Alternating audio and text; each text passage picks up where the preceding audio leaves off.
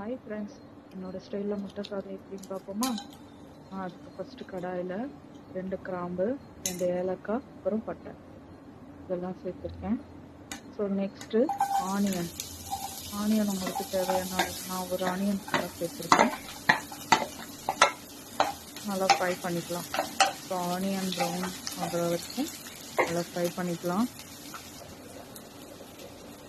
So next கறி leaves சேர்த்துருக்கேன்.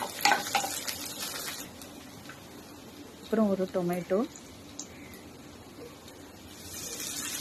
நீங்கள் நல்லா சாப் பண்ணி சேர்த்துக்கோங்க. உங்களுக்கு வேணும்னா நான் கொஞ்சம் பெருசாக தான் கட் பண்ணியிருக்கேன். இப்படியே நீங்கள் சேர்த்துக்கலாம்.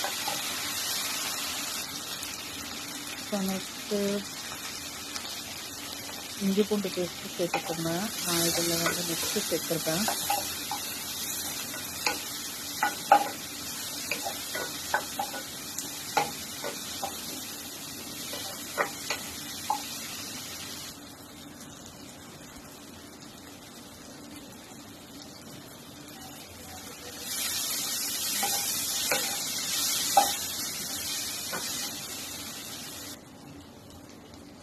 ஸோ நெக்ஸ்ட்டு இதில் பார்த்தீங்கன்னா நான் garam masala 1 teaspoon, then chilli powder and then 1 teaspoon வந்து சீரகத்தூள், இது 3 தான் சேர்த்துருக்கேன்.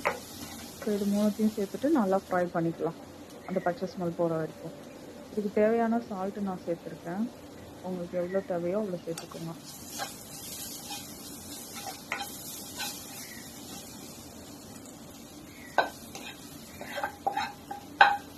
ஸோ இது எல்லாத்தையும் ஒரு சைடு தள்ளிட்டு இப்போ நான் இதில் 4 எக்கு சேர்த்துருக்கேன்.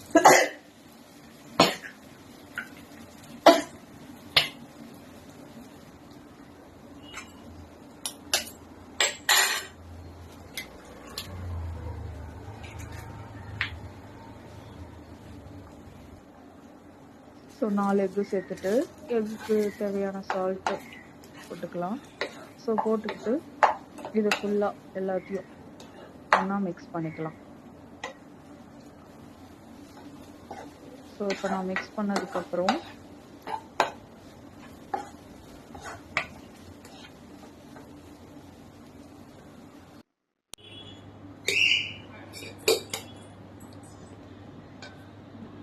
ஸோ அவ்வளோதான்.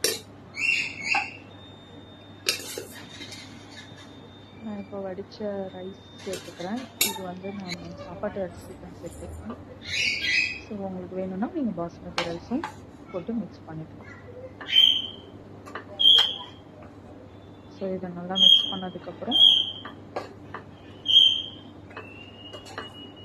நீங்கள் இதில் ரைஸ் சேர்க்குறப்ப நல்லா ஆற வச்சு சேர்த்துக்கோங்க. ஸோ அப்போ தான் இது ஒன்றோட ஒன்று ஒட்டாது.